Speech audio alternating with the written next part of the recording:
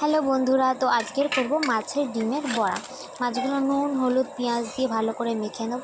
তারপর কড়াইতে হালকা তেল দিয়ে আমরা ডিমগুলোকে ভেজে নেব।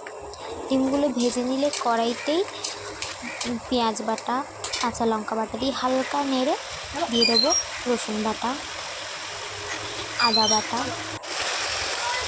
হলুদ গুঁড়ো, নুন, লঙ্কার গুঁড়ো, টমেটো দিয়ে একটু কষিয়ে নিয়ে দিয়ে দেবো আগে থেকে ভেজে রাখা আলুগুলো দিয়ে ভালো করে কষবো যতক্ষণ না আমাদের তেল বেরিয়ে যায়। ভালো করে কষতে থাকবো। মোটামুটি আমাদের কষা হয়ে গেছে।